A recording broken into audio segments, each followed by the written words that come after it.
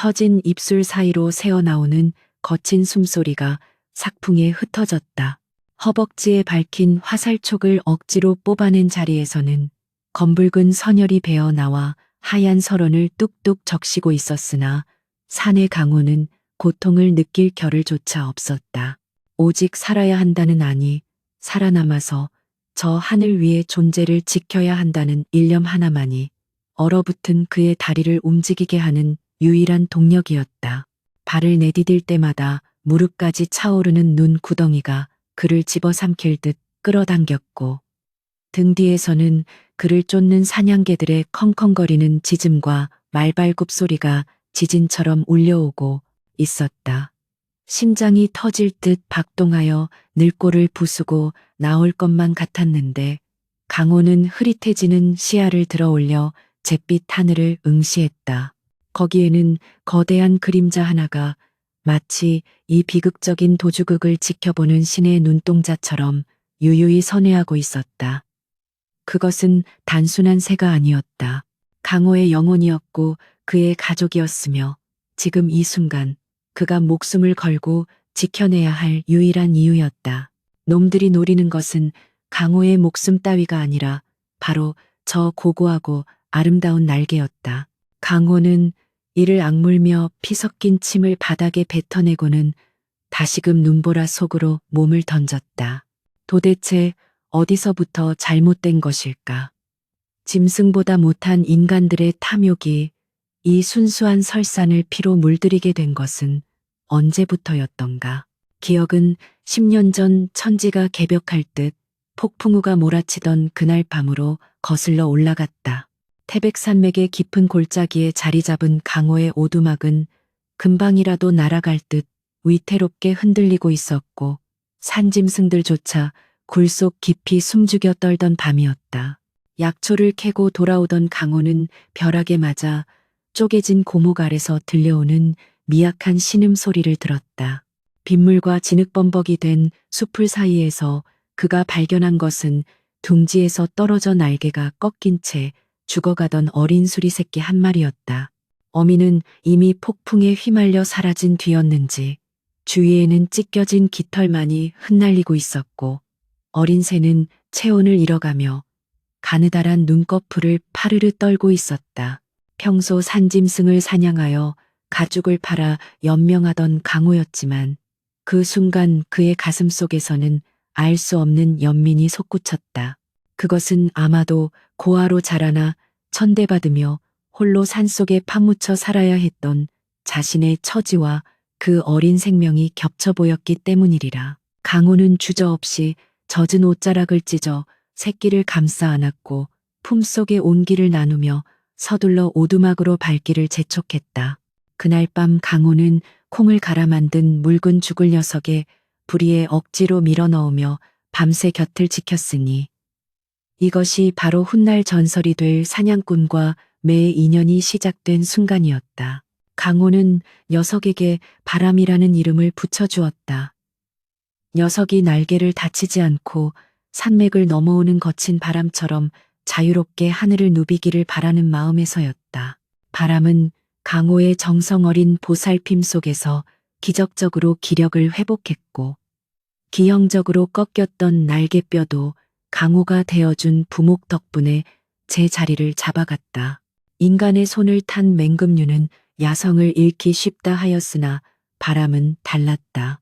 녀석은 강호의 어깨에 앉아 그가 활 시위를 당기는 모습을 유심히 지켜보았고 강호가 놓친 사냥감을 대신 낚아채 오는 영민함을 보였다. 시간이 흘러 바람은 날개 길이만 7척에 달하는 위풍당당한 참수리로 성장했다. 그 깃털은 깊은 밤의 어둠을 닮아 검푸른 윤기가 흘렀고 황금색으로 빛나는 눈동자는 백리 밖에 움직임도 놓치지 않는 예리함을 지니고 있었다. 강호가 휘파람을 불면 바람은 구름을 뚫고 내려와 그의 팔뚝 위에 사뿐히 내려앉았는데 그 모습은 마치 산신령과 그의 사자가 강림한 듯 신비로운 광경이었다. 둘은 서로의 언어를 이해하지 못해도 눈빛만으로 의사를 소통할 수 있었으며 강호에게 바람은 단순한 사냥 도구가 아닌 고독한 삶을 지탱해주는 유일한 벗이자 혈육이었다. 하지만 호사다 마라 하였던가 그들의 평화롭고 고립된 행복은 오래가지 못했다. 인근 고을에 새로 부임한 관찰사조 대감은 재물을 긁어모으는데 혈안이 된 탐관오리였을 뿐만 아니라 기이한 동물을 수집하여 자신의 권세를 과시하는 것을 즐기는 자였다. 그는 특히 매사냥에 광적인 집착을 보였는데 어느 날 사냥꾼들 사이에서 떠도는 사람의 마음을 읽는 거대한 독수리에 대한 소문을 듣게 되었다. 조 대감의 귀에 그 이야기가 들어간 순간부터 강호의 운명은 걷잡을 수 없는 소용돌이 속으로 휘말려 들어갔다. 처음에는 조 대감의 하인들이 찾아와 비단과 엽전을 내밀며 바람을 팔라고 회유했다. 강호는 단칼에 거절했다. 이 녀석은 물건이 아닙니다. 제 가족과도 같은 존재를 어찌 돈으로 사고 판단 말이오. 하인들은 강호의 완강한 태도에 혀를 차며 돌아갔지만 그것은 폭풍전의 고요에 불과했다. 며칠 뒤 조대감은 더 많은 사병들을 대동하고 직접 산을 오르지는 않았으나 그의 신복인 교활한 집사 최 씨를 보내어 노골적인 협박을 시작했다. 최 씨는 거만한 태도로 강호의 낡은 오두막을 둘러보며 비웃음을 흘렸다. 내 놈이 정령 주제를 모르는구나. 대감마님께서 원하시는 것을 갖지 못한 적이 없으시다. 네가 이 미물 하나를 끼고 산속에서 굶어 죽는 꼴을 면하게 해주겠다는 호의를 무시하다니. 목숨이 2개라도 되는 모양이지. 최 씨의 뒤에는 무장을 한 포졸들이 험악한 인상을 쓰며 강호를 포위하고 있었다. 강호는 끓어오르는 분노를 억누르며 차갑게 대꾸했다. 돌아가시오. 내 목에 칼이 들어와도 바람이는 내어줄 수 없소. 짐승도 제 새끼를 건드리면 물어뜯는 법인데 하물며 사람인 내가 가족을 팔아넘기고 어찌 편히 잠들 수 있겠소. 강호의 눈빛에는 서슬퍼런 살기가 어려 있었고 지붕 위에 앉아있던 바람 또한 주인의 분노를 감지한 듯 날카로운 괴성을 지르며 날개를 크게 펼쳐 위협했다. 그 거대한 위용에 놀란 포졸들이 뒷걸음질 치자 최 씨는 굴욕감에 얼굴을 붉히며 이를 갈았다. 좋다. 오늘 내 놈의 그 오만방자한 대답을 대감마님께 토시 하나 틀리지 않고 전하겠다. 내 놈이 언제까지 그 짐승 털 속에 숨어 목숨을 부지할 수 있을지 두고 보자. 최 씨 일당이 산을 내려간 후 강호는 직감했다. 더 이상 이곳은 안전하지 않다는 것을. 조 대감은 자신이 원하는 것을 얻기 위해서라면 수단과 방법을 가리지 않을 위인이었다. 강호는 그날 밤 잠을 이루지 못하고 밤새 활을 손질하고 화살촉을 갈았다. 바람은 그런 강호의 곁을 떠나지 않고 불안한 듯 낮은 소리로 울어대며 그의 어깨에 머리를 비볐다. 걱정 마라 바람아, 내가 너를 지킬 것이다. 누구도 너를 쇠사슬에 묶어 구경거리로 만들게 두지 않을 것이다. 강호는 바람의 부드러운 깃털을 쓰다듬으며 다짐했다. 그러나 그 다짐이 무색하게도 재앙은 예상보다 훨씬 빠르고 잔혹하게 들이닥쳤다. 이튿날 새벽 산 아래 마을에서부터 검은 연기가 피어오르더니 관아의 포졸들이 아닌 정체불명의 사내들이 산을 포위해 들어오기 시작했다. 그들은 관군의 복장을 하고 있었으나 눈빛에는 살기가 가득했고 손에는 포승줄 대신 시퍼런 칼과 창이 들려 있었다. 조 대감이 강호에게 영모의 잔당 혹은 금표 구역 침범이라는 억지 누명을 씌워 그를 죽이고 독수리를 강탈하려는 계략을 꾸민 것이 분명했다. 저놈이다. 저놈을 잡아라. 독수리는 상처 입히지 말고 생포해야 한다. 숲을 가르는 고함과 함께 화살이 빗발치기 시작했다. 강호는 바람을 향해 하늘 높이 날아오르라는 신호를 보내고는 자신은 반대 방향으로 뛰기 시작했다. 녀석이 하늘에 있으면 놈들이 함부로 화살을 쏘지 못할 것이고 자신에게 시선이 쏠린 틈을 타 바람이 도망칠 수 있으리라 믿었다. 하지만 바람은 주인의 뜻을 거역하고 강호의 머리 위를 빙빙 돌며 놈들의 위치를 알려주듯 울부짖었다. 가라니까 어서 가. 강호가 목이 터져라 외쳤지만 바람은 떠나지 않았다. 그때였다. 숲풀 속에 매복해 있던 자가 쏜 화살이 강호의 허벅지를 꿰뚫었다. 격통과 함께 강호의 몸이 눈밭으로 곤두박질 쳤다. 다가오는 발자국 소리, 비릿한 피냄새, 그리고 놈들의 탐욕스러운 웃음소리가 귓전을 때렸다. 이것이 바로 지금 강호가 피를 흘리며 설원을 달리고 있는 이유였다. 그는 이제 선택해야만 했다. 앉아서 죽음을 맞이할 것인가, 아니면 놈들이 쫓아올 수 없는 지옥의 끝 북쪽의 죽음의 계곡으로 들어갈 것인가. 강호는 떨리는 손으로 허벅지의 상처를 움켜쥐고 비틀거리는 몸을 일으켜 세웠다. 그의 눈은 북쪽을 향하고 있었다. 칼날 같은 북풍이 휘몰아치는 사곡스구의 입구는 산자의 접근을 허락하지 않는 저승의 문턱과도 같았다. 깎아지른 듯한 절벽과 천년을 녹지 않고 쌓여온 만년설이 뒤엉킨 이곳은 짐승들조차 발을 들이기를 꺼리는 금단의 구역이었다. 강호는 감각이 없어진 다리를 질질 끌며 허리까지 차오르는 눈더미를 헤치고 그 죽음의 골짜기 깊은 곳으로 파고들었다. 허벅지의 상처에서 흘러나온 피는 이미 바지의 천과 엉겨붙어 딱딱하게 얼어버렸고, 고통은 송곳으로 뼈를 긁어내는 듯한 둔탁한 아픔으로 변해 있었다. 숨을 쉴 때마다 폐부 깊숙이 밝히는 냉기는 심장을 얼려버릴 듯했고, 뼛속까지 파고드는 한기는 그의 정신을 혼미하게 만들었다. 하지만 그는 멈출 수 없었다. 멈추는 순간 뒤따라오는 탐욕의 이빨들이 그와 바람의 목덜미를 물어뜯을 것이 자명했기 때문이었다. 그는 흐릿해지는 눈을 비비며 하늘을 올려다보았다. 잿빛 구름 사이로 검은 점 하나가 끈질기게 그를 따라오고 있었다. 바람이었다. 녀석은 매서운 눈보라 속에서도 흐트러짐 없는 날개짓으로 주인의 머리 위를 지키며 마치 길을 안내하듯 앞서거니 뒤서거니 비행하고 있었다. 강호는 찢어지는 가슴을 부여잡고 소리쳤다. 이 미련한 놈아, 왜 나를 따라오는 것이냐. 저 넓은 하늘로 날아가면 그만인 것을 어찌하여 스스로 사지로 들어온단 말이냐. 그의 외침은 폭풍 속에 흩어졌지만 바람은 들은 척 하지 않고 오히려 고도를 낮추어 강호의 머리 위를 스치듯 지나갔다. 그 순간 강호는 녀석의 황금빛 눈동자에서 깊은 슬픔과 결의를 읽었다. 그것은 짐승의 눈이 아니었다.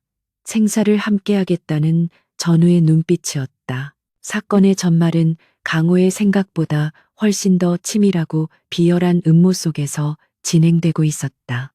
강호가 눈보라 속을 헤매는 동안 산 아래 관아의 안채에서는 기름진 술상 앞에 앉은 조 대감이 비릿한 미소를 흘리고 있었다. 그는 자신의 사냥개가 되어줄 추노꾼들과 사병들에게 거액의 엽전 꾸러미를 던져주며 명령을 내렸다. 그 천한 사냥꾼 놈이 감히 나라에서 금지한 금표 구역인 왕실의 능묘 예정지에 들어가 불법으로 사냥을 하고 이를 적발하려던 관군에게 화살을 쏘아 상해를 입혔다. 이는 단순한 밀렵이 아니라 관에 대항한 역모와 다름없는 중죄다. 조 대감은 뻔뻔스럽게 거짓을 꾸며내어 강호를 대역죄인으로 몰아갔다. 사실 그 금표 구역은 강호가 근처에도 가지 않았던 곳이었으나 조 대감에게 진실 따위는 중요하지 않았다. 그에게 필요한 것은 강호를 죽여 없앨 명분과 주인을 잃은 명조민류를 차지할 구실 뿐이었다. 놈의 목을 가져오는 자에게는 놈맞이기를 더 얹어줄 것이다. 단, 저 하늘을 나는 독수리는 털끝 하나 다치게 해서는 안 된다. 내 손으로 직접 길들여 임금님께 진상할 귀한 물건이니라. 조대감의 탐욕스러운 눈빛이 번들거렸고 영문을 모르는 마을 사람들은 관아 앞에 붙은 방을 보며 혀를 찼다. 어허, 그 착한 강호가 어쩌다 그런 끔찍한 짓을 사람 속은 모른다더니 거짓 소문은 발없는 말이 되어 천리를 갖고 강호는 하루아침에 흉악무도한 범죄자가 되어 세상의 손가락질을 받게 되었다. 강호는 이제 세상 모든 것으로부터 버림받았다. 그가 믿을 수 있는 것은 오직 자신의 낡은 활과 머리 위를 맴도는 독수리 한 마리뿐이었다. 추격대는 지칠 줄 모르고 거리를 좁혀왔다. 그들은 산을 잘 아는 전문적인 사냥꾼들을 앞세워 강호가 남긴 미세한 흔적조차 놓치지 않았다. 눈 위에 찍힌 핏방울 꺾인 나뭇가지, 심지어 바람에 실려오는 땀 냄새까지 추적했다. 강호는 본능적으로 놈들이 늑대 떼처럼 자신을 몰아가고 있음을 느꼈다. 단순히 뒤를 쫓는 것이 아니라 좌우로 날개를 펼쳐 포위망을 좁히며 그를 더 깊고 험한 막다른 곳으로 몰아넣고 있었다. 바람아 듣거라. 놈들은 나를 노린다. 네가 내 곁에 있으면 너까지 잡히고 마라. 강호는 거친 숨을 몰아쉬며 바위 틈에 몸을 숨기고 젖은 육포 조각을 꺼내 하늘을 향해 흔들었다. 그러자 바람이 쏜살같이 내려와 그의 팔에 앉았다. 강호는 녀석의 부리를 어루만지며 애원하듯 속삭였다. 이것을 먹고 힘을 내서 멀리 아주 멀리 날아가거라. 다시는 인간들이 있는 곳으로 내려오지 마라. 알겠느냐? 하지만 바람은 육포를 거들떠보지도 않고 강호의 상처 입은 다리를 걱정스러운 듯 바라보며 낮은 소리로 구슬피 울었다. 꾸룩꾸룩. 그 소리는 마치 주인을 두고 어디로 가란 말입니까? 라고 묻는 듯하여 강호의 눈시울을 붉게 만들었다. 짐승도 은혜를 알고 의리를 지키거늘 만물의 영장이라 자처하는 인간들은 어찌하여 이토록 잔혹하고 비열하단 말인가. 강호는 억장이 무너지는 슬픔을 삼키며 바람을 억지로 밀어내 날려보냈다. 밤이 깊어지자 기온은 살인적으로 떨어졌다. 눈보라는 더욱 거세져 한 치 앞도 분간할 수 없게 만들었지만 이는 오히려 강호에게 유리하게 작용했다. 놈들의 시야를 가리고 냄새를 지워주었기 때문이다.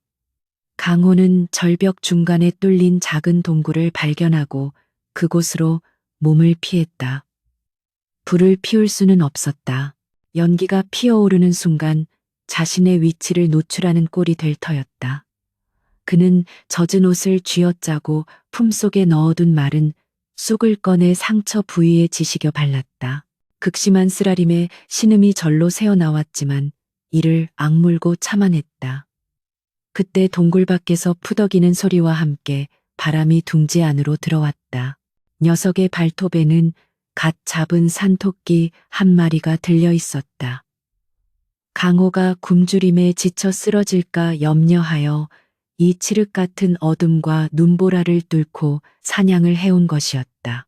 강호는 눈물이 핑 도는 것을 느끼며 떨리는 손으로 토끼를 받아들었다. 미련한 녀석, 나 같은 놈이 뭐라고. 강호는 날고기를 씹으며 생각했다. 이 녀석을 위해서라도 반드시 살아남아야 한다고. 조대감의 더러운 소나기에 이 고귀한 영혼을 넘겨줄 수는 없다고. 바람은 강호가 식사를 마칠 때까지 그의 등 뒤에 바짝 붙어 자신의 날개를 펼쳐 주인의 떨리는 몸을 감싸 안았다. 맹금의 체온은 의외로 따뜻했고 깃털의 부드러운 감촉은 강호에게 잊고 있었던 평온함을 잠시나마 안겨주었다.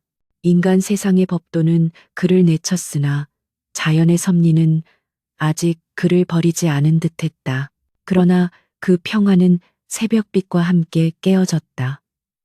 동굴 아래쪽에서 사냥개들의 짖는 소리가 요란하게 울려 퍼졌다. 찾았다. 이 근처다. 발자국이 여기서 끊겼다. 놈들은 지독했다. 밤새 쉬지도 않고 추격해온 모양이었다.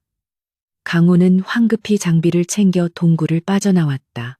하지만 밖으로 나온 순간 그는 절망적인 상황을 마주해야 했다. 동굴 앞은 첫 낭떠러지였고 위쪽으로 이어진 길은 깎아지른 빙벽뿐이었다. 뒤에서는 수십 명의 사병들이 활시위를 당긴 채 좁혀오고 있었고 앞은 죽음의 낭떠러지였다. 선택의 여지가 없었다. 강호는 바람을 향해 소리쳤다. 날아라 하늘로 올라가. 그리고 자신은 빙벽을 타기 시작했다.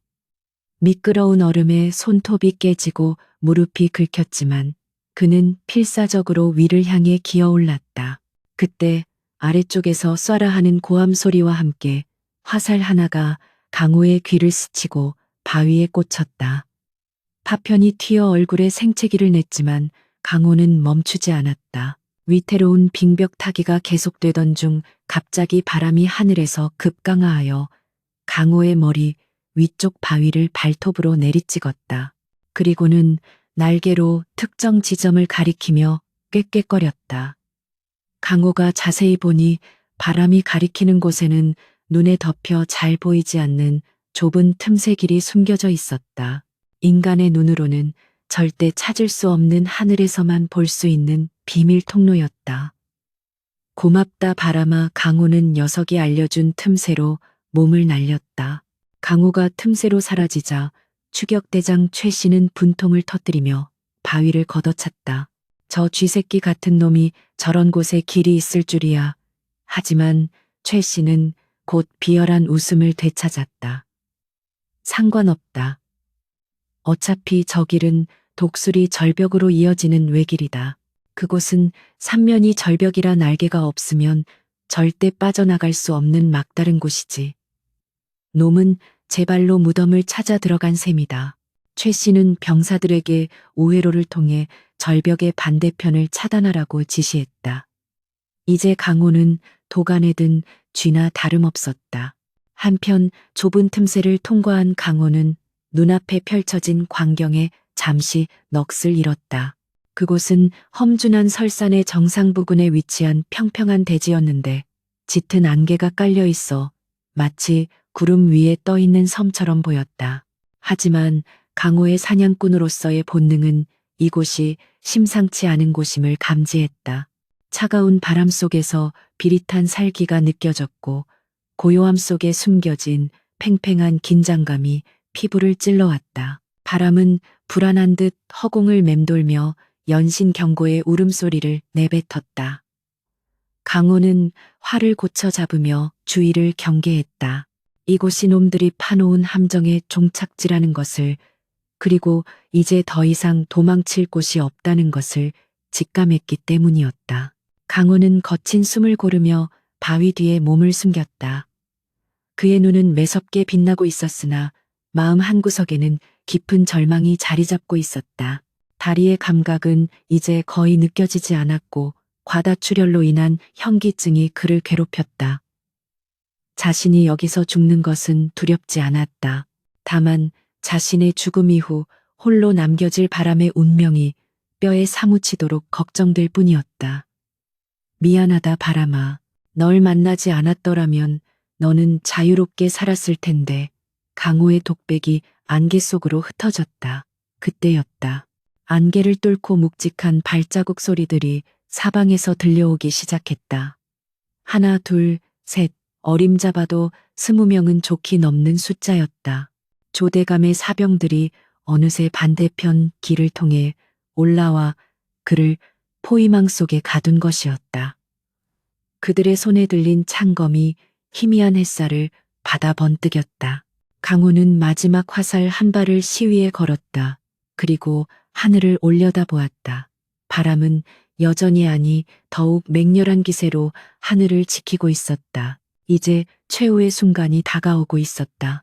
인간의 추악한 탐욕이 만들어낸 이 올가미가 얼마나 질기고 잔혹한지, 그리고 그 앞에서 짐승과 인간의 운명이 어떻게 뒤엉키게 될지 하늘만이 알고 있는 비극의 막이 오르고 있었다. 천지간에 오직 윙윙거리는 바람 소리만이 가득했다. 깎아지른 듯한 절벽 끝, 그 위태로운 바위 틈새에 몸을 숨긴 강호의 입에서 뿜어져 나온 하얀 입김이 허공에서 잘게 부서졌다. 그를 포위한 조대감의 사병들은 섣불리 덤벼들지 못하고 반원형의 진을 친 채 대치하고 있었다. 그들도 알고 있는 것이다. 궁지에 몰린 쥐가 고양이를 무다 하였는데 하물며 이 북방의 설산을 제 집 안방처럼 누비던 명사수 강호가 죽기를 각오하고 덤벼든다면 그 대가가 만만치 않으리라는 것을 팽팽한 긴장감이 감도는 대치 상황 속에서 시간은 야속하게 흘러갔고 해는 서산 너머로 뉘엿뉘엿 기울어가고 있었다. 붉게 물든 노을이 설원을 비추자 강호가 흘린 핏자국이 더욱 선명하고 처참하게 도드라졌다. 강호는 감각이 없어진 손가락을 호호 불어가며 활시위를 점검했다. 남은 화살은 단 3발. 놈들의 숫자는 20명 남짓. 수적으로나 체력적으로나 승산 없는 싸움이었지만 강호의 눈빛은 그 어느 때보다 차분하게 가라앉아 있었다.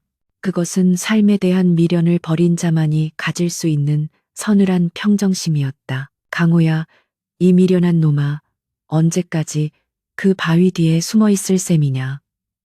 사병들의 우두머리 격인 최 씨가 확성기처럼 손을 입에 모으고 소리쳤다. 대감마님께서는 내 놈의 재주를 아깝게 여기신다. 지금이라도 화를 버리고 그 독수리를 바치면 목숨만은 살려주겠다 하지 않느냐. 네가 무슨 대단한 투사라도 되는 줄 아느냐. 너는 그저 산속의 천한 사냥꾼일 뿐이다. 최 씨의 목소리에는 조롱과 회유가 섞여 있었으나 강호는 대꾸하지 않았다. 그들의 말은 썩은 동아줄과 같아서 잡는 순간 끊어져 나락으로 떨어질 것임을 누구보다 잘 알고 있었다. 강호의 시선은 오직 하늘을 향해 있었다. 머리 위를 선회하던 바람이 갑자기 날카로운 비명 같은 울음소리를 내질렀다. 끼에액, 그것은 단순한 울음이 아니었다. 적들의 움직임을 알리는 신호였다. 강호는 본능적으로 몸을 낮췄다. 그 순간 바위 위로 퍽 하는 소리와 함께 돌멩이 하나가 날아들었다. 놈들이 강호의 위치를 확인하고 반응을 떠보기 위해 던진 것이었다. 강호는 미동도 하지 않았다. 지금 움직이면 놈들의 화살바디가 될 뿐이었다. 어둠이 짙게 깔리기 시작하자 추위는 더욱 맹렬한 기세로 강호의 숨통을 조여왔다. 상처 입은 허벅지는 퉁퉁 부어올라 바지 터진 틈으로 검게 죽은 살이 보일 지경이었다. 열이 오르기 시작한 강호의 머릿속에서 현실과 환상이 뒤섞였다. 눈앞에 아른거리는 것은 따뜻한 군불이 지펴진 오두막의 풍경이었고 코끝을 스치는 것은 구수한 숭늉 냄새였다. 어머니의 품처럼 따스했던 그 기억들이 몽롱한 의식 속으로 파고들며 그를 유혹했다. 이제 그만 쉬어라. 눈을 감으면 고통도 추위도 배고픔도 모두 사라질 것이다. 죽음의 사신이 달콤한 속삭임으로 그의 귓가를 간지럽혔다. 강호의 눈꺼풀이 천근만근 무거워지며 고개가 툭 떨어지려는 찰나 거친 깃털에 감촉이 그의 볼을 때렸다. 화들짝 놀라 눈을 뜨니 어느새 내려온 바람이 걱정스러운 눈빛으로 그를 빤히 바라보고 있었다. 녀석은 부리로 강호의 옷자락을 잡아당기며 정신을 차리라고 재촉했다. 그래, 미안하다. 내가 잠시 넋을 놓았구나. 강호는 떨리는 손을 들어 녀석의 머리를 쓰다듬었다. 짐승도 주인을 살리기 위해 이토록 애를 쓰는데 주인이 되어 삶을 포기하려 했다니. 강호는 스스로를 책망하며 입술을 깨물어 피를 냈다. 비릿한 피맛이 정신을 번쩍 들게 했다. 밤이 깊어지자 놈들이 움직이기 시작했다. 횃불을 밝히는 대신 어둠을 틈타 은밀하게 접근해 오고 있었다. 눈 밟는 소리를 죽이기 위해 발에 헝겊을 감았는지 인기척조차 느껴지지 않았다. 하지만 그들에게는 계산에 넣지 못한 변수가 하나 있었으니 바로 하늘의 제왕인 바람의 존재였다. 바람은 칠흑 같은 어둠 속에서도 대나처럼 사물을 분별할 수 있는 눈을 가지고 있었다. 녀석이 낮은 소리로 구르륵거리며 왼쪽을 향해 고개를 돌렸다. 강호는 주저없이 그 방향을 향해 활을 겨눴다. 보이지 않는 어둠 속이었지만 그는 바람의 눈을 믿었다. 팽팽하게 당겨진 시위가 팅하는 청명한 소리와 함께 튕겨나갔다. 찰나의 정적 후 의악하는 단말마의 비명이 밤 공기를 갈랐다. 어둠 속에서 접근하던 사병 하나가 화살을 맞고 굴러 떨어진 것이다. 젠장 놈이 본다. 놈이 어둠 속에서도 보고 있다. 사병들 사이에서 공포에 질린 고함이 터져나왔다. 그들은 강호가 귀신이나 요물에 들렸다고 생각하는 듯했다. 사실은 바람이 강호의 눈이 되어주고 있다는 것을 꿈에도 모른 채 이 기이한 공성전은 밤새도록 계속되었다. 놈들은 감히 접근하지 못하고 멀리서 돌을 던지거나 욕설을 퍼부으며 강호의 잠을 방해하려 들었다. 하지만 강호에게 더 큰 적은 놈들이 아니라 뼈를 깎는 추위였다. 체온이 급격히 떨어지며 온몸이 사시나무 떨듯 떨려왔다. 이대로라면 날이 밝기도 전에 동사할 판이었다. 그때 기이한 일이 벌어졌다. 바위 위에 앉아 경계를 서던 바람이 강호의 품으로 파고들더니 거대한 날개를 활짝 펼쳐 강호의 몸을 감싸 안은 것이다. 마치 어미새가 알을 품듯이 깃털 사이사이로 전해지는 짐승의 체온은 놀랍도록 뜨거웠다. 강호는 녀석의 가슴털에 얼굴을 묻었다. 콩닥거리는 녀석의 심장 소리가 강호의 심장 박동과 맞물려 하나의 리듬을 만들어냈다. 바람아, 너는 정령 짐승이 아니구나. 하늘이 내게 보내준 동생이자 벗이자 수호신이로구나. 강호의 눈에서 뜨거운 눈물이 흘러내려 녀석의 깃털을 적셨다. 말 못하는 짐승과의 교감이 인간의 언어보다 더 깊고 진하게 가슴을 울렸다. 그 밤 설산의 벼랑 끝에서 인간과 독수리는 서로의 체온에 의지해 생명의 끈을 이어갔다. 새벽녘 동이 트기 전에 푸르스름한 어둠 속에서 강호는 결단을 내렸다. 날이 밝으면 놈들은 총공세를 펼칠 것이다. 화살도 체력도 바닥난 지금 더 이상의 항전은 불가능했다. 강호는 바람의 부리를 잡고 눈을 맞췄다. 그의 눈빛은 단호하고도 슬펐다. 바람아, 잘 듣거라. 날이 밝으면 나는 놈들에게 달려들 것이다. 그 틈을 타서 너는 하늘 높이 저 구름 위로 날아올라라. 절대로 뒤를 돌아보지 말고 북쪽으로 가라. 강호는 품속에서 녀석이 가장 좋아하는 가죽 장난감을 꺼내 절벽 아래로 던지는 신용을 했다. 평소라면 녀석이 쏜살같이 날아가 물어왔을 터였다. 하지만 바람은 날개를 접은 채 꼼짝도 하지 않았다. 강호가 소리를 지르며 녀석을 밀치고 심지어 돌멩이를 들어 위협하는 신용까지 했지만 바람은 슬픈 눈으로 주인을 바라볼 뿐이었다. 녀석은 알고 있었다. 이것이 마지막 이별의 의식이라는 것을. 그리고 자신을 살리기 위한 주인의 거짓된 분노라는 것을. 바람은 강호의 어깨에 머리를 기대며 나지막이 울었다. 그 울음소리는 마치 함께 살고 함께 죽겠습니다 라고 말하는 듯했다. 강호는 결국 무너져 내리는 가슴을 부여잡고 녀석을 와락 끌어안았다. 그래, 함께 가자. 저승길이라도 네가 있다면 외롭지 않으리라. 여명이 밝아오자 안개가 서서히 걷히며 벼랑 끝에 처절한 풍경이 드러났다. 최 씨와 사병들은 밤새 얼어 죽었으리라 예상했던 강호가 시퍼런 눈빛으로 활을 겨누고 서 있는 모습을 보고 기겁했다. 그의 곁에는 거대한 독수리가 날개를 활짝 펴고 위용을 뽐내고 있었다. 그 모습은 마치 지옥에서 돌아온 아수라와 그의 사자처럼 공포스러웠다. 저 독한 놈들. 최 씨가 침을 꿀꺽 삼키며 뒷걸음질 쳤다. 하지만 곧 탐욕이 공포를 집어삼켰다. 겁먹지 마라. 놈은 이제 화살도 다 떨어졌을 것이다. 잡아라. 독수리를 잡는 자에게는 상금의 2배를 주겠다.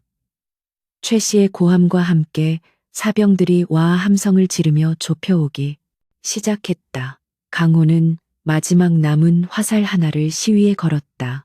그리고 바람을 향해 고개를 끄덕였다.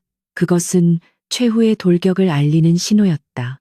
바람이 찢어질 듯한 괴성을 지르며 하늘로 솟구쳐 올랐다. 녀석의 날개짓이 일으키는 돌풍의 눈보라가 휘몰아쳐 사병들의 시야를 가렸다. 그 틈을 타 강호는 바위를 박차고 뛰어내렸다. 도망치기 위해서가 아니었다. 놈들의 한가운데로 그 탐욕스러운 아기들의 숲으로 뛰어들어 마지막 불꽃을 태우기 위함이었다. 강호의 활에서 떠난 마지막 화살은 선두에 서 있던 사병의 어깨를 관통했다. 비명과 함께 대열이 흐트러지자 강호는 활을 버리고 허리춤에 차고 있던 사냥용 단검을 뽑아들었다. 덤벼라 이 금수만도 못한 놈들아. 강호의 외침은 설산의 메아리가 되어 울려 퍼졌다. 하늘에서는 바람이 급강하하며 사병들의 투구를 발톱으로 긁고 눈을 쪼아대며 주인을 지원했다. 혼란의 도가니였다. 좁은 절벽길에서 서로 엉키고 설킨 육탄전이 벌어졌다. 강호는 귀신 같은 솜씨로 칼을 휘두르며 적들의 공격을 막아냈지만 중과부적이었다. 등 뒤에서 날아온 창자루가 강호의 오금을 강타했고 그는 비틀거리며 무릎을 꿇었다. 순식간에 서너 명의 사병이 그를 덮쳐 눌렀다. 차가운 눈바닥에 얼굴이 처박힌 강호의 시야로 하늘을 날던 바람이 멈칫하며 선회하는 모습이 보였다. 안 돼, 오지마, 도망가. 강호가 짓눌린 목으로 신음처럼 내뱉었다. 하지만 최 씨의 비열한 웃음소리가 그의 귓가에 울려 퍼졌다. 흐흐, 이제야 끝이 났구나. 자, 이제 저 새새끼만 잡으면 된다. 그물을 준비해라. 최 씨가 하늘을 가리키며 소리쳤다. 절체절명의 순간 강호의 눈에는 절망이 아닌 다가올 비극을 예감한 깊은 슬픔만이 고여 있었다. 차가운 쇠붙이가 목덜미에 닿는 섬뜩한 감촉이 강호의 온몸을 휘감았다. 지식여진 눈바닥에 얼굴이 처박힌 채 강호는 가쁜 숨을 몰아쉬며 피 섞인 눈으로 앞을 노려보았다. 그의 등 위에는 건장한 사병 2명이 무릎으로 찍어 누르고 있었고 눈앞에는 비릿한 미소를 머금은 최 씨의 가죽신이 어른거리고 있었다. 쯧쯧 천한 것이 제 분수를 모르고 날뛰더니 꼴이 참으로 볼만하구나. 최 씨가 강호의 머리채를 거칠게 잡아당겨 억지로 고개를 들게 했다. 시야가 핑 돌며 하늘과 땅이 뒤집히는 듯한 현기증이 일었지만 강호의 시선은 본능적으로 허공을 향했다. 그곳에는 여전히 바람이 주인의 처참한 몰골을 내려다보며 찢어질 듯한 비명을 토해내고 있었다. 녀석은 당장이라도 내려와 놈들의 눈을 파버리고 싶어 하는 기색이 역력했으나 강호의 목에 겨누어진 서슬 퍼런 칼날 때문에 섣불리 움직이지 못한 채 안타까운 선회만을 반복하고 있었다. 그 거대한 날개짓에 실려오는 바람이 강호의 뺨에 닿을 때마다 가슴이 미어지는 듯한 통증이 상처보다 더 깊게 파고들었다. 자, 이제 저 짐승을 어찌한다. 최 씨가 턱짓으로 하늘을 가리키며 킬킬거렸다. 옆에 있던 부하 하나가 아부하듯 대답했다. 대감마님의 말씀대로 그물을 던져 생포해야지요. 주인이 잡혀 있으니 놈도 멀리 가지 못할 것입니다. 최 씨는 고개를 끄덕이며 품속에서 신호용 호각을 꺼내 길게 불었다. 그러자 바위 뒤에 숨어있던 매복조가 튀어나와 촘촘하게 짜인 튼튼한 그물을 하늘을 향해 펼쳐들었다. 자, 이놈을 미끼로 써라. 최 씨의 명령에 사병들이 강호의 팔을 뒤로 꺾어 비명을 지르게 만들었다. 의아 고통에 찬 강호의 비명이 메아리치자 하늘을 맴돌던 바람이 흠칫 놀라며 고도를 낮췄다. 녀석의 황금빛 눈동자가 흔들리는 것이 보였다. 짐승의 순수한 충심을 이용하려는 인간의 간교함에 강호는 치를 떨었다. 안 돼, 내려오지 마. 도망가란 말이야. 강호가 목이 터져라 외쳤지만 입안에 고인 피 때문에 소리는 뭉개져 웅얼거림으로 변했다. 바람은 주인의 고통을 차마 외면하지 못하고 마치 자석에 이끌리듯 서서히 아주 서서히 지상을 향해 내려오고 있었다. 그물을 든 사병들의 입가에 탐욕스러운 미소가 번졌다. 그때였다. 하강하던 바람이 갑자기 날개를 비틀더니 예상을 뒤엎고 그물잡이 사병들을 향해 벼락처럼 돌진했다. 좌악 날카로운 발톱이 허공을 가르며 그물 한가운데를 찢어버렸고 당황한 사병 하나가 균형을 잃고 비탈 아래로 굴러떨어졌다. 녀석은 다시 솟구쳐 오르며 날개로 눈보라를 일으켜 최씨 일당의 시야를 가렸다. 단순한 짐승의 반격이 아니었다. 그것은 마치 하늘이 내리는 징벌과도 같은 맹렬한 기세였다. 이런 빌어먹을 새 새끼가 최씨가 뒷걸음질 치며 욕설을 퍼부었다. 바람은 잡히지 않으려는 본능과 주인을 구하려는 의지 사이에서 처절한 사투를 벌이고 있었다. 녀석은 결코 강호의 곁을 떠나지 않으면서도 놈들이 그물을 던질 거리조차 주지 않는 교묘한 비행으로 적들을 농락했다. 시간이 지날수록 초조해진 것은 오히려 최씨 쪽이었다. 해는 기울어가고 날씨는 점점 더 험악해지고 있었다. 빈손으로 돌아갔다가는 조대감에게 당할 문책이 두려웠던 최씨의 눈에 도끼가 서리기 시작했다. 에이, 안 되겠다. 저 미물이 주인이 살아있는 꼴을 보니 미련을 못 버리는 게야. 최씨가 허리춤에서 활을 꺼내든 명사수 출신의 용병 흑수에게 눈짓을 보냈다. 어차피 대감마님께서 원하시는 건 독수리뿐이다. 저 사냥꾼 놈은 시체라도 상관없어. 아니, 차라리 죽어버려야 저 새가 힘이 빠져 땅에 내려앉겠지. 최씨의 잔인한 명령이 떨어졌다. 죽여라. 그 한마디가 사형 선고처럼 설원에 내려앉았다. 흑수는 무표정한 얼굴로 쇳불로 만든 강궁을 들어 올렸다. 시위가 팽팽하게 당겨지며 나는 끼릭 소리가 강호의 고막을 찢을 듯이 울렸다. 화살촉은 정확하게 강호의 심장을 겨누고 있었다. 강호는 저항할 힘조차 남아있지 않았다. 짓눌린 몸, 얼어붙은 손발, 흐릿해지는 의식 속에서 그는 다가오는 죽음을 직감했다. 두려움은 없었다. 다만 자신이 죽고 난 뒤 홀로 남겨져 철창 안에 갇히거나 박제될 바람의 운명이 가엾어 눈물이 핑 돌 뿐이었다. 강호는 마지막 힘을 짜내어 하늘을 올려다보았다. 바람아, 부디. 그의 입술이 소리 없이 움직였다. 시간이 멈춘 듯했다. 흑수의 손가락이 시위를 놓는 순간 팅 하는 파열음과 함께 검은 깃을 단 화살이 죽음의 궤적을 그리며 날아갔다. 강호는 눈을 감지 않았다. 똑바로 자신의 죽음을 마주하려 했다. 화살이 공기를 찢으며 가슴으로 쇄도하는 그 찰나의 순간 하늘이 무너지는 듯한 굉음과 함께 머리 위에서 거대한 그림자가 수직으로 낙하했다. 그것은 비행이 아니었다. 추락이었다. 아니, 스스로를 내던지는 투신 덫센이었다. 흑점처럼 작았던 그림자가 순식간에 시야를 가득 채우더니 강호의 가슴 바로 앞에서 화살의 궤적을 가로막았다. 퍽, 둔탁하고 끔찍한 소리가 고요한 설산을 뒤흔들었다. 살과 뼈가 뚫리는 소리, 그리고 깃털이 흩날리는 소리였다. 강호의 눈앞에 검붉은 핏방울이 안개처럼 흩뿌려졌다. 그것은 강호의 피가 아니었다. 화살은 강호의 심장이 아닌 그를 지키기 위해 날아든 바람의 가슴 정중앙에 깊숙이 박혀 있었다. 가속도를 이기지 못한 거대한 몸체가 강호의 몸 위로 무겁게 떨어졌다. 꾹, 바람이 고통에 찬 그러나 어딘가 안도하는 듯한 낮은 신음소리를 내며 강호의 품에 안겼다. 강호의 옷자락이 순식간에 뜨거운 선열로 젖어들었다.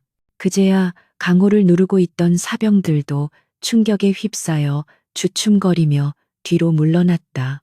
심지어 명령을 내린 최씨와 활을 쏜 흑수조차 믿을 수 없다는 표정으로 입을 벌린 채 얼어붙어 있었다. 짐승이 그저 날짐승에 불과한 독수리가 화살을 보고 스스로 뛰어들어 주인을 막아섰다는 사실을 인간의 상식으로는 도저히 받아들일 수 없었던 것이다. 전장에는 숨막히는 정적만이 감돌았다. 오직 바람 소리와 강호의 거친 호흡 소리만이 그 침묵을 채우고 있었다. 바람아. 강호의 떨리는 손이 녀석의 깃털을 더듬었다. 언제나 윤기가 흐르던 검풀은 깃털은 피와 땀으로 엉겨붙어 볼품없이 구겨져 있었다. 강호는 미친 사람처럼 녀석의 머리를 끌어안고 울부짖었다. 도대체 왜 네가 맞는단 말이냐. 이 바보 같은 녀석아. 바람은 힘겹게 눈꺼풀을 들어 올려 강호를 바라보았다. 그 용맹하던 황금빛 눈동자에서 생명의 빛이 서서히 사그라들고 있었다. 하지만 그 눈빛은 여전히 다정했다. 녀석은 부리를 조금 벌려 강호의 뺨에 묻은 눈물을 닦아주려는 듯 고개를 움직였으나 끝내 힘이 붙여 툭 하고 떨어뜨리고 말았다. 가슴에 밝힌 화살 주위로 붉은 거품이 보글거렸다. 생명의 불씨가 꺼져가는 마지막 순간까지 바람은 강호에게서 시선을 떼지 않았다.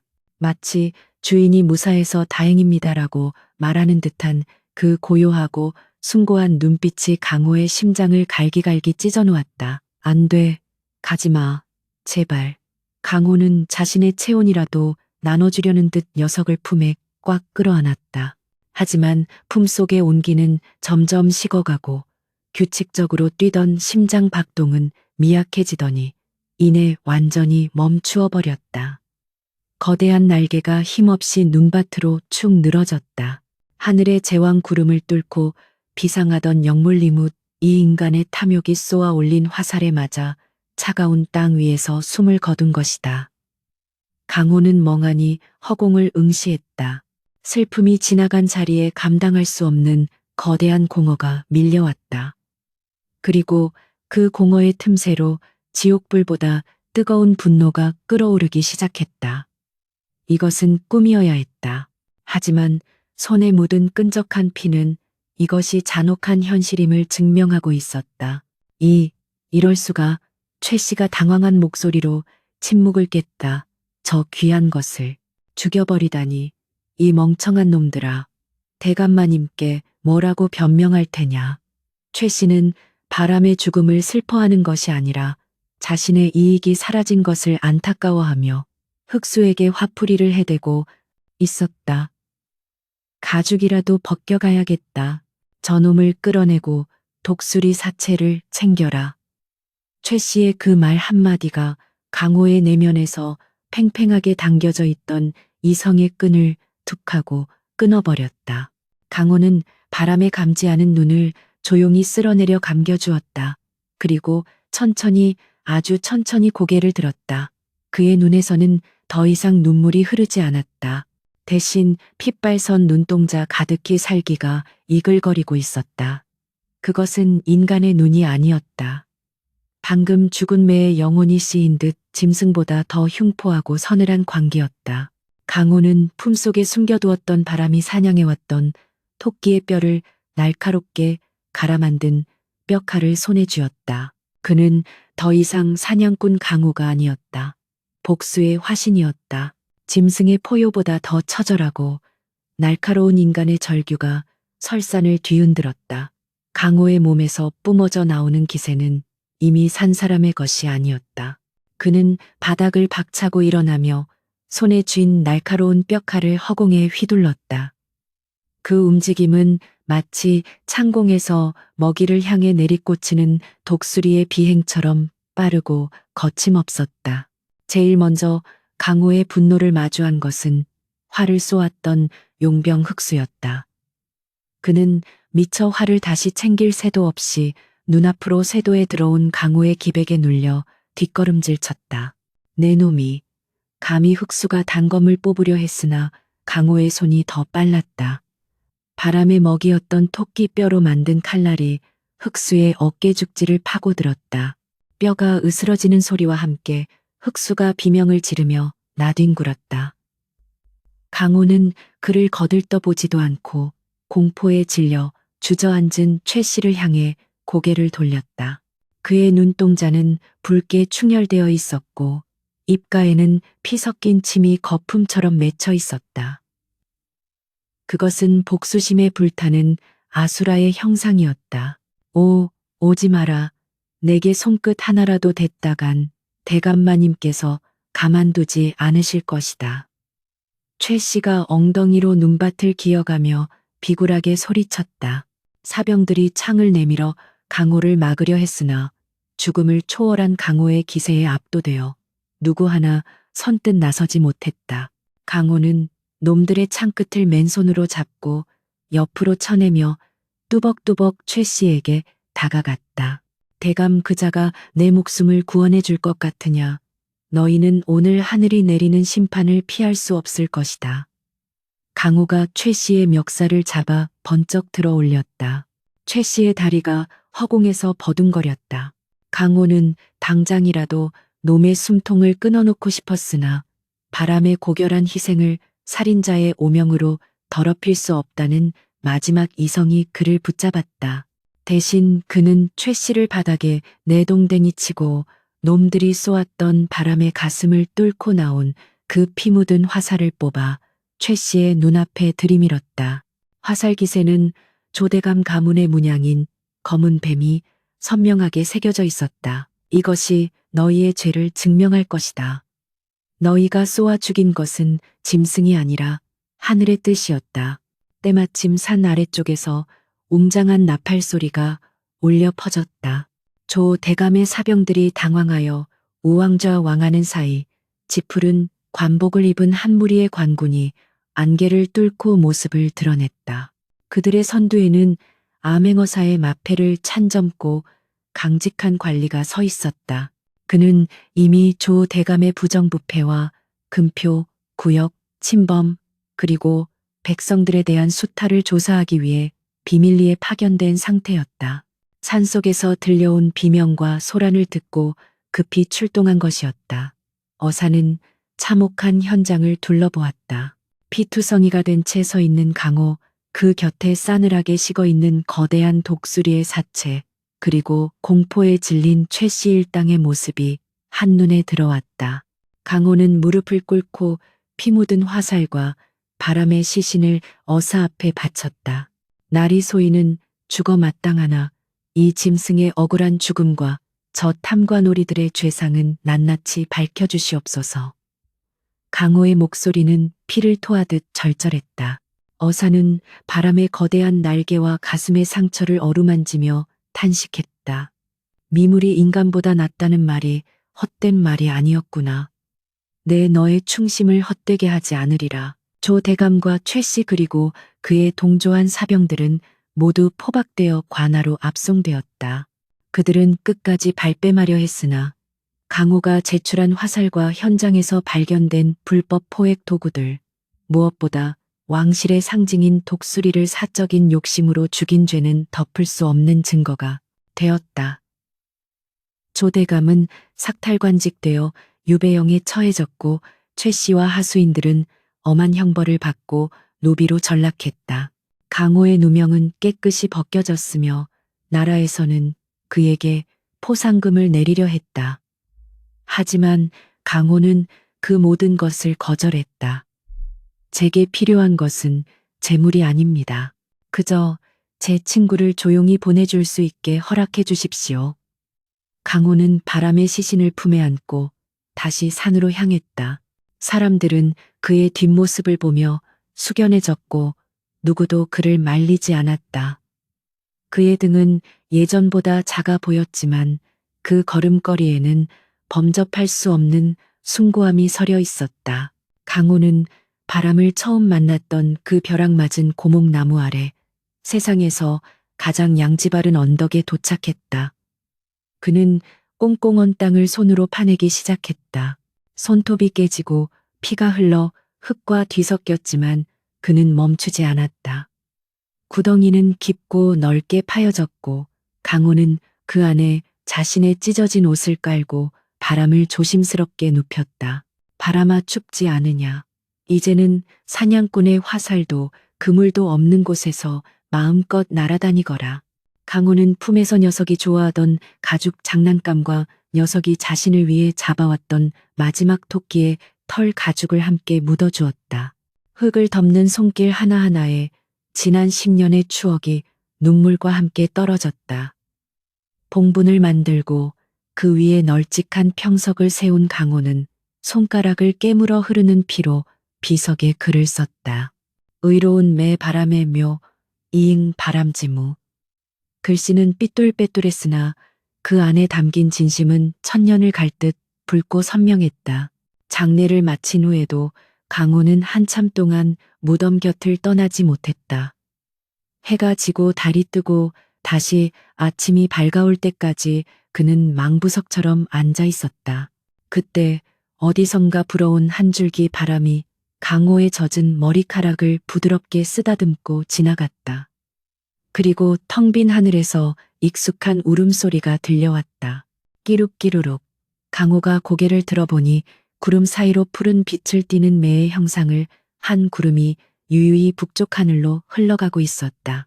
그것은 마치 바람이 마지막 작별 인사를 건네며 이제는 슬픔을 털고 일어나라는 듯 주인을 위로하는 형상이었다. 강호는 비로소 옅은 미소를 지으며 일어섰다. 그래, 잘 가거라. 나도 부끄럽지 않게 살다가 언젠가 너를 다시 만나는 날 내 등에 올라타 저 넓은 세상을 함께 구경하마. 강호는 낡은 활을 꺾어 무덤 옆에 꽂아두고는 뒤도 돌아보지 않고 산을 내려갔다. 이제 그는 더 이상 사냥을 하지 않을 것이다. 생명을 빼앗는 일이 아니라 생명을 지키는 일을 하며 남은 생을 속죄하듯 살아가리라 다짐했다. 세월이 흘러 수십 년이 지났다. 그 설산 아래 마을에는 전설 같은 이야기가 전해져 내려오게 되었다. 눈보라가 치는 날이면 산중턱에 있는 작은 돌무덤 주변으로 거대한 독수리의 영혼이 내려와 앉아 있다는 이야기였다. 그리고 그 무덤을 지키는 백발의 노인이 있는데 그는 다리를 절면서도 겨울마다 산짐승들이 먹을 곡식을 뿌려놓고 간다고 했다. 마을 아이들이 노인에게 물었다. 할아버지, 왜 사냥을 하지 않고 짐승들을 먹여주세요? 그러면 노인은 쭈글쭈글한 손으로 하늘을 가리키며 이렇게 대답하곤 했다. 이 녀석들아, 저 하늘에 내 빚쟁이가 살고 있거든. 내가 녀석에게 갚아야 할 목숨값이 아주 많단다. 그리고 명심하거라. 비록 털 달린 짐승이라 할지라도 진심을 나누면 사람보다 더 뜨거운 피를 흘리며 신의를 지키는 법이다. 너희도 살아가면서 누군가에게 그런 바람이 되어주거라. 이야기를 마친 노인은 지팡이를 짚고 천천히 언덕을 올랐다. 그의 그림자 위로 마치 그를 호위하듯 거대한 날개 그림자가 드리워졌다. 하늘은 눈이 시리도록 푸르렀고 산맥을 타고 넘어오는 바람 소리는 여전히 그날의 맹세를 기억하는 듯 웅장하게 울려 퍼졌다. 인간의 탐욕은 덧없이 사라졌으나 그들이 남긴 우정의 이야기는 창응지모, 청ing지무라는 이름으로 영원히 그 산자락에 머물렀다.